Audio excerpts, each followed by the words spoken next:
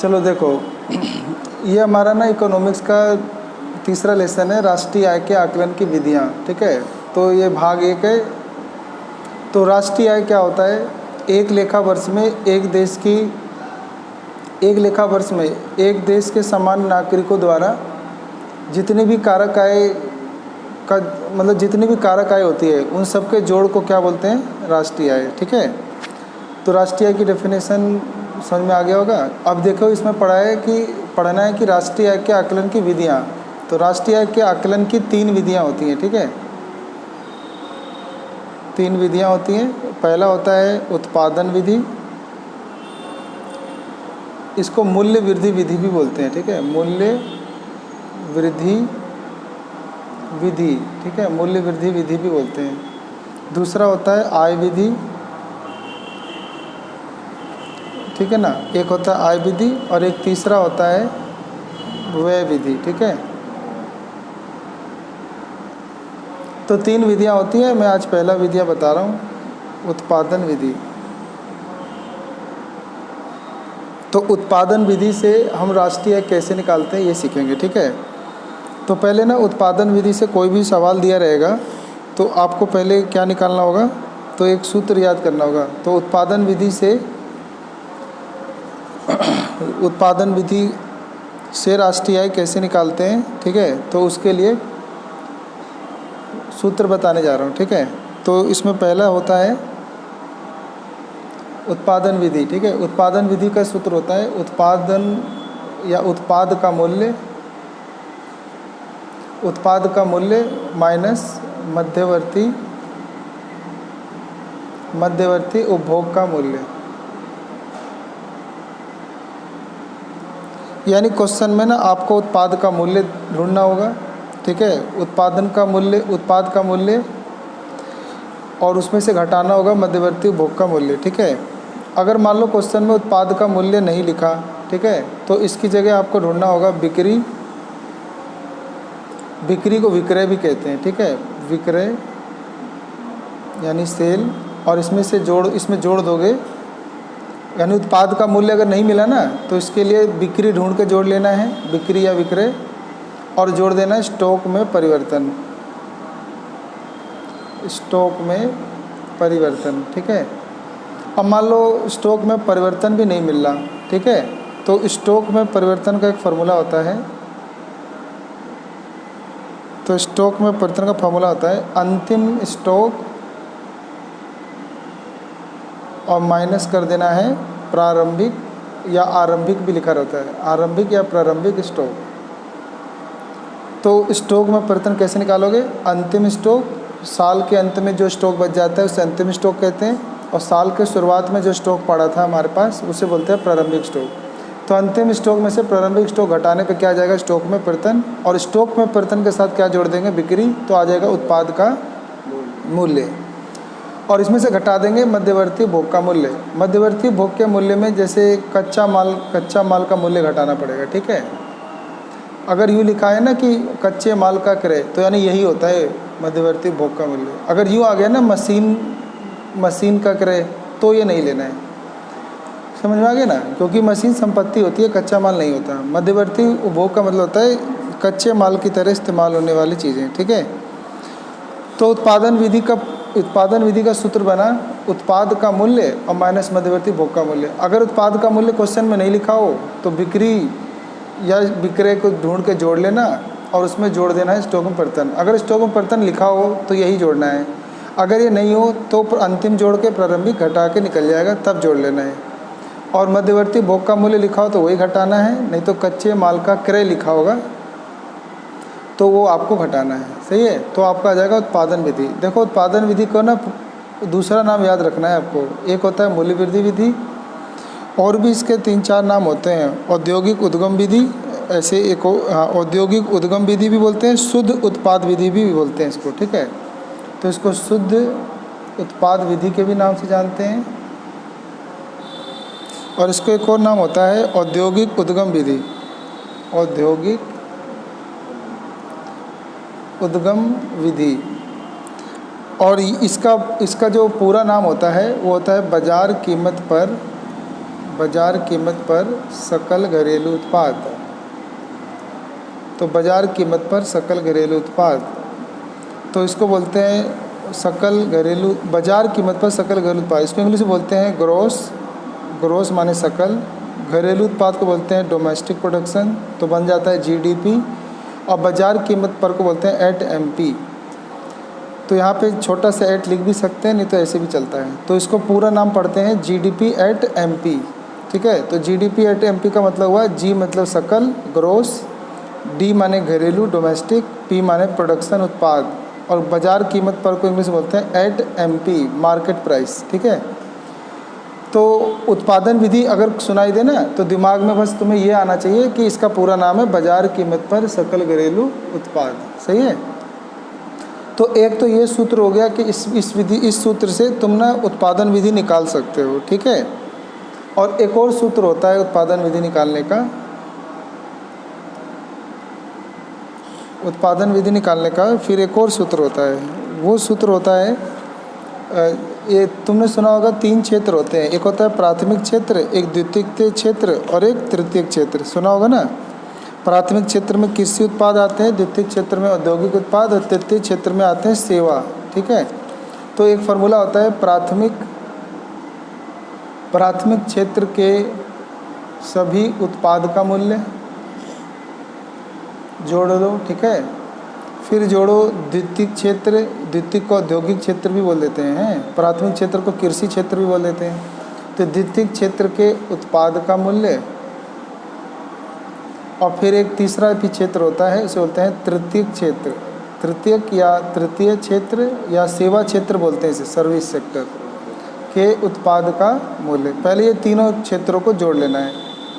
तो प्राथमिक क्षेत्र के उत्पाद का मूल्य, द्वितीय क्षेत्र के उत्पाद का मूल्य और तृतीय क्षेत्र के उत्पाद का, तीनों को जोड़कर और घटा देना है।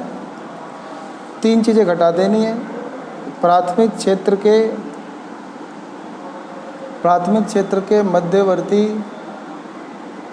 मध्यवर्ती उपभोग या उत्पाद का मूल्य, फिर घटा दोगे द्वितीय क्षेत्र के मध्यवर्ती उपभोग का मूल्य है, और फिर घटा देना है तृतीयक या सेवा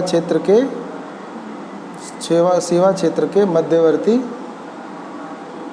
उपभोग का मूल्य। सही है, तो बस 2 ही फॉर्मूले हैं, एक ऊपर वाला जिसमें उत्पाद का मूल्य ढूंढ के उसमें से घटा देते हैं मध्यवर्ती उपभोग का मूल्य। अगर उत्पाद का मूल्य नहीं मिला तो बिक्री या विक्रय ढूंढकर उसमें जोड़ते हैं स्टॉक में परिवर्तन। अगर स्टॉक में परिवर्तन नहीं मिला तो उसके लिए अंतिम स्टॉक माइनस प्रारंभिक स्टॉक। अब कई बार ऐसा होता है ना, कई बार बिक्री भी नहीं मिलता, तो अगर बिक्री नहीं मिलता तो वो मिलेगा कि कहेगा कि कीमत दे देगा, एक वस्तु की कीमत इतनी है और इतनी मात्रा बेची गई है, तो मात्रा को कीमत से गुना करके क्या निकाल लेंगे, बिक्री। यूँ कहेगा कि जैसे 200 जूते बेचे हैं और हर जूता 200 रुपये का है, तो 200 को 200 से गुना करके बिक्री निकल जाएगा। समझ गए, तो इसका सूत्र हो गया P गुना Q। और फिर स्टॉक में परिवर्तन, अंतिम स्टॉक माइनस प्रारंभिक स्टॉक। कई बार स्टॉक नहीं लिखा होता, स्टॉक की जगह स्कंद लिखा रहता है। ठीक है, तो स्कंद हिंदी में होता है, स्टॉक तो इंग्लिश में होता है, हिंदी में स्कंद बोलते हैं माल। ठीक है, बस यही याद करना है। और मध्यवर्ती उपभोग के मूल्य को ध्यान से देखना है कि वहाँ कच्चे माल का क्रय लिखा होगा, अगर मशीनों का क्रय लिखा है तो नहीं लेना है। ठीक है, मशीन कच्चा माल नहीं होता। सही है, और दूसरा सूत्र होता है प्राथमिक क्षेत्र के उत्पाद का मूल्य, द्वितीय क्षेत्र के उत्पाद का मूल्य, तृतीय क्षेत्र के उत्पाद का मूल्य, तीनों को जोड़ के घटा देते हैं प्राथमिक क्षेत्र के मध्यवर्ती उपभोग का मूल्य, फिर द्वितीय क्षेत्र के मध्यवर्ती उपभोग का मूल्य, तृतीय क्षेत्र के मध्यवर्ती उपभोग, ये तीनों घटा देते हैं। यानी ये तीनों जोड़कर ये तीनों घटा देते हैं, तो क्या निकला था, उत्पादन विधि। और उत्पादन विधि का भी दूसरा नाम बताया था GDP एट MP। हिंदी में से क्या बोलेंगे याद रखना है, बाजार कीमत पर सकल घरेलू उत्पाद, ये इसका पूरा नाम रहेगा। इसको सिर्फ घरेलू उत्पाद भी बोलते हैं या सिर्फ घरेलू आय भी बोलते हैं। ठीक है, चलो आगे बढ़ जाते हैं। यहाँ पे ना मैं आपको 3 या 4 सूत्र बता देता हूँ। वो सूत्र जो होते हैं ना बहुत ही इंपॉर्टेंट होते हैं। मैंने पिछली बार बताया था, उसे हम जड़ी बूटी कह रहे हैं। ठीक है, कि ये इस पाठ के लिए जड़ी बूटी है। तो वो है पहला वाला। तो पहला सूत्र याद करना है। मान लो क्वेश्चन में लिखा रहे बाजार कीमत पर और इस साइड लिखा रहे कारक या साधन लागत पर। कारक साधन एक ही होता है, कारक या साधन लागत पर। सही है। तो बताओ क्या जोड़ते हैं, याद है? एक बाजार कीमत पर लिखा रहता है, एक कारक लागत पर लिखा रहता है। तो इसमें क्या जोड़ते हैं? देखो यहाँ पे हम जोड़ देते हैं शुद्ध अप्रत्यक्ष कर। ठीक है, शुद्ध अप्रत्यक्ष कर। शुद्ध अप्रत्यक्ष कर को अगर मान लो ये भी नहीं है हमारे पास, मतलब मैं सूत्र बता रहा हूँ, कई क्वेश्चनों में ऐसा आएगा हमें बाजार कीमत पर निकालना होगा और हमें पर्सन में दिया होगा कारक लागत पर, तो हमें बाजार निकालने के लिए इस कारक में जोड़ना होगा शुद्ध अप्रत्यक्ष कर। ठीक है। अगर पेपर में मान लो शुद्ध अप्रत्यक्ष कर भी नहीं आया तो शुद्ध अप्रत्यक्ष कर के दो टुकड़े होते हैं। एक होगा कि तुम्हारे को ढूंढना होगा अप्रत्यक्ष कर यानी इनडायरेक्ट टैक्स, और उसमें जोड़ देना है मतलब घटा देना है आर्थिक सहायता। ठीक है। आर्थिक सहायता का दूसरा नाम होता है अनुदान। ठीक है, इंग्लिश में सब्सिडीज़ बोलते हैं। ठीक है, सब्सिडीज़। तो यानी एक सूत्र ये याद करना है कि बाजार कीमत पर निकालना है तो उस कारक लागत में जोड़ते हैं शुद्ध अप्रत्यक्ष कर। और अगर इसका उल्टा, अगर तुम्हें कारक लागत पे निकालना हो तो ये जो प्लस का है ना, ये इधर बाजार कीमत पर में से क्या हो जाएगा? माइनस शुद्ध अप्रत्यक्ष कर। इधर प्लस है तो उधर क्या हो जाएगा? माइनस। और अगर शुद्ध अप्रत्यक्ष कर भी नहीं हो तो क्या करोगे? अप्रत्यक्ष कर को जोड़ के आर्थिक सहायता घटा दोगे। आर्थिक सहायता का दूसरा नाम अनुदान। ठीक है, ये दो फॉर्मूले याद करना है। फिर तीसरा होता है, एक होता है सकल, एक लिखा होगा सकल उत्पाद। ठीक है, तो आपको ढूंढना होगा क्या? शुद्ध उत्पाद, और उसमें जोड़ देना होगा क्या? मूल्य ह्रास। यानी अगर सकल उत्पाद निकालना होता है ना तो शुद्ध में जोड़ देते हैं मूल्य ह्रास। मूल्य ह्रास का दूसरा नाम होता है स्थिर पूंजी का उपभोग,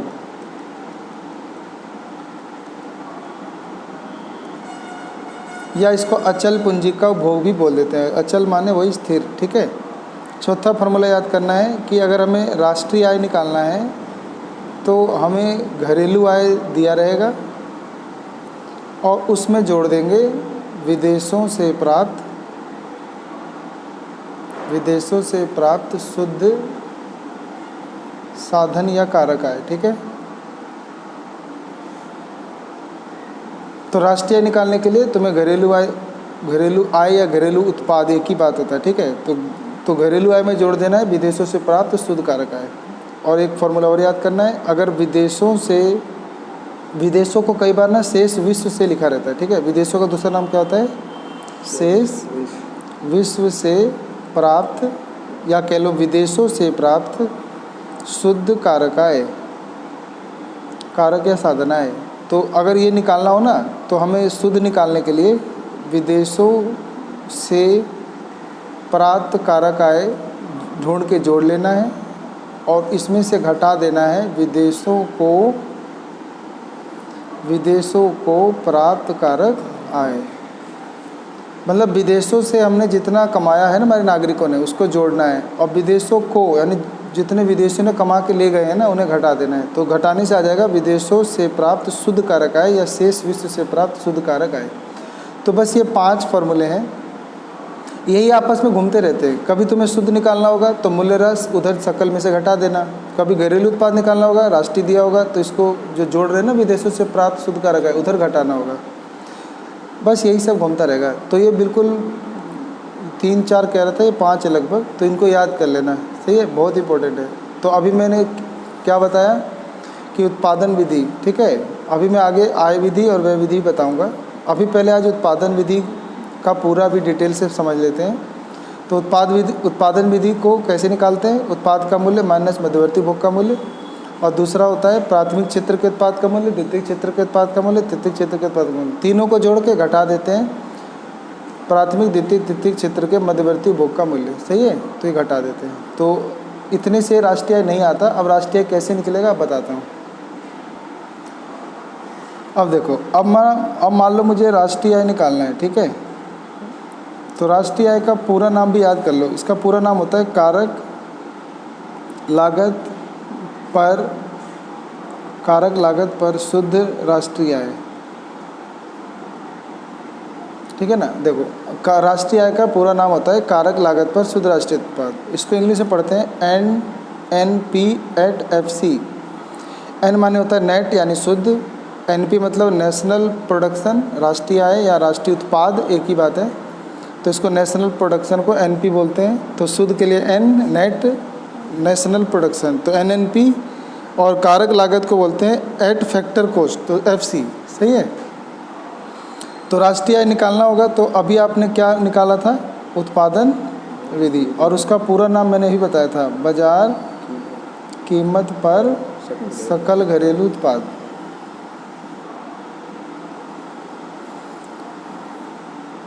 ये घरेलू उत्पाद अलग होता है और उत्पादन विधि का पूरा नाम अलग होता है। तो याद रहे उत्पादन घरेलू उत्पाद,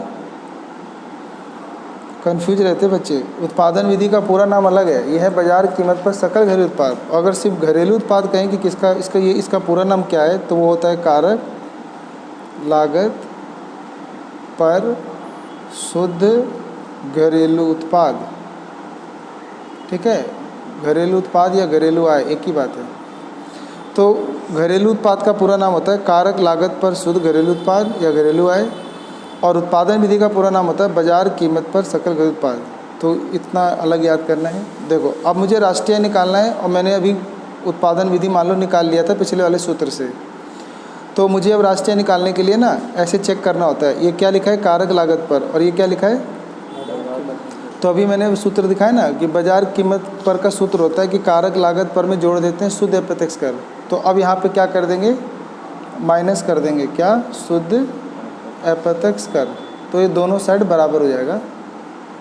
हमें कारक चाहिए ना, और यहाँ क्या है बाजार, तो बाजार निकालने के लिए कारक में जोड़ा जाता था शुद्ध अप्रत्यक्ष कर, लेकिन अब मुझे वापस कारक चाहिए, तो जो जोड़ा गया था ना शुद्ध अप्रत्यक्ष कर वो इसमें से कम कर देंगे, हटा देंगे। ऐसे ये शुद्ध लिखा हुआ है और यहाँ पे सकल लिखा हुआ है, तो हमें शुद्ध निकालना है और सकल दिया हुआ है। तो अभी हमने फॉर्मूला पढ़ा था ना, सकल निकालने के लिए शुद्ध में जोड़ते मूल्य ह्रास, तो अब उल्टा, अब हमें शुद्ध निकालना है ना, तो हम सकल में से क्या करेंगे, घटा देंगे मूल्य ह्रास। और मूल्य ह्रास का दूसरा नाम बताया था स्थिर पूंजी का उपभोग। अभी राष्ट्रीय आय लिखा है और ये क्या लिखा है, घरेलू उत्पाद। तो मैंने अभी बताया था ना राष्ट्रीय आय निकालने के लिए घरेलू उत्पाद में क्या जोड़ते हैं, विदेशों से प्राप्त शुद्ध साधन है। ठीक है, विदेशों से प्राप्त शुद्ध साधन है। यहाँ शुद्ध लिखना ना बहुत ज़रूरी है। अगर शुद्ध नहीं हो ना तो से वाला जोड़कर विदेशों से कारक आय जोड़कर घटा देना है विदेशों को कारक आय। सही है, ये तब करना है जब शुद्ध नहीं लिखा हो। शुद्ध लिखा हो तो सिर्फ यही जोड़ना है, इनसे मतलब नहीं है। तो यानी राष्ट्रीय आय निकालने के लिए उत्पादन विधि जब निकाल लोगे तो राष्ट्रीय आय निकालने के लिए पहले क्या घटाना होगा, शुद्ध अप्रत्यक्ष कर, फिर क्या घटाना होगा, मूल्य ह्रास, और फिर क्या जोड़ना होगा, विदेशों से प्राप्त शुद्ध साधन आय। सही है, तो इतने सूत्र सब याद करने हैं, तब ये आपसे ना हो जाएगा। ठीक है, अब ना एक क्वेश्चन हम प्रैक्टिस करेंगे। देखो ये ना लिखा है कि ये निकालना है कारक लागत पर शुद्ध वर्धित मूल्य। वर्धित मूल्य को ही उत्पाद विधि बोलते हैं। कारक लागत पर शुद्ध वर्धित मूल्य माने घरेलू उत्पाद। ठीक है, तो इसको घरेलू उत्पाद बोलते हैं। तो हमें कारक लागत पर शुद्ध घरेलू उत्पाद निकालना है, और वर्धित मूल्य का मतलब है उत्पादन विधि से करना है। तो देखो यहाँ पे मदें क्या लिखी है, बिक्री। तो बिक्री पे लिखा है 100 लाख रुपये, यहाँ लिखा है रुपये लाख। अंतिम स्टॉक लिखा है 20, अप्रत्यक्ष कर लिखा है 15, प्रारंभिक स्टॉक लिखा है 10, मूल्य ह्रास 12 और मध्यवर्ती भोग 50 लिखा है। हमारे पास इतना है। तो देखो जब भी तुम्हें क्वेश्चन में बिक्री या विक्रय, अंतिम स्टॉक ये सब दिख जाए ना, तो तुम्हें कौन सी विधि लगानी होती है, उत्पादन विधि।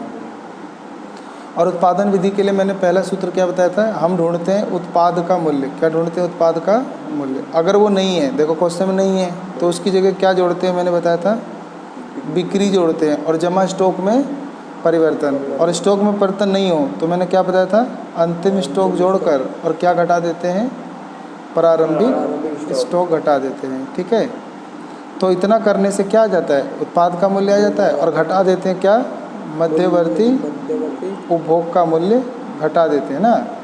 नहीं तो मध्यवर्ती उपभोग तो मिल ही गया, ये 50 है। तो पहले जोड़ो बिक्री। बिक्री कितनी है, 100। अंतिम स्टॉक कितना है, 20, और प्रारंभिक स्टॉक कितना घटाना है, 10, और घटाना क्या है, मध्यवर्ती भोग, वो कितना है देखो 50। तो 100 और 20 120, 120 में से 50 10 60 गया तो क्या बचा 60। तो अभी 60 लाख रुपए जो आ गया है ये हमारा उत्पादन विधि आया है, सही है। लेकिन हमें उत्पादन विधि नहीं निकालना है, हमें निकालना है ये कारक लागत पर शुद्ध वर्धित मूल्य। वर्धित मूल्य को बोलते हैं घरेलू आय, ठीक है। तो कारक लागत पर शुद्ध घरेलू आय निकालना है। तो यहाँ पे हम लिख देंगे कारक लागत पर शुद्ध घरेलू आय। और अभी अभी मैंने क्या निकाला है, उत्पादन विधि। जो हमने निकाला है वो इस साइड रखना है, राइट हैंड साइड, और जो निकालना है वो लेफ्ट हैंड साइड। तो उत्पादन विधि का मैंने पूरा नाम बोला था याद करने को, वो है बाजार कीमत पर सकल घरेलू उत्पाद। अब देखो ध्यान से सुनना, अब तुम्हें 3 टुकड़े करने हैं, एक कारक लागत पर, फिर शुद्ध और घरेलू आय, ठीक है। 3 सूत्र यूज होते हैं। फिर यहाँ पे भी बाजार कीमत पर, फिर सकल और घरेलू उत्पाद, है ना। पहले का मिलान पहले से करते हैं। ये कारक है ना, और ये हमें कारक चाहिए, और हमें क्या दे रखा है बाजार। तो हम कारक निकालने के लिए बाजार में से घटाते हैं शुद्ध अप्रत्यक्ष कर। क्या घटाते हैं, और मैंने बताया था शुद्ध अप्रत्यक्ष कर क्वेश्चन में ढूंढोगे ना तो वहाँ नहीं दिया है। तो शुद्ध अप्रत्यक्ष कर नहीं दिया होता ना, तो मैंने बताया था अप्रत्यक्ष कर जोड़ के आर्थिक सहायता घटा देते हैं। तो अप्रत्यक्ष कर तो दिया है, आर्थिक सहायता नहीं दिया है, उसे 0 मान लेना है। तो अभी मैंने क्या निकाला था 60, तो यानी उत्पादन विधि कितना आया था 60 में से अब मुझे क्या घटाना है, शुद्ध अप्रत्यक्ष कर। और वो नहीं दिया होता तो उसका सूत्र होता है अप्रत्यक्ष कर जोड़कर आर्थिक सहायता घटा दो। तो अप्रत्यक्ष कर मैंने अभी देखा था यहाँ, तो अप्रत्यक्ष कर कितना है 15, और आर्थिक सहायता कहीं है नहीं तो 0 मान लेंगे। तो लिख देंगे 15 घटा 0।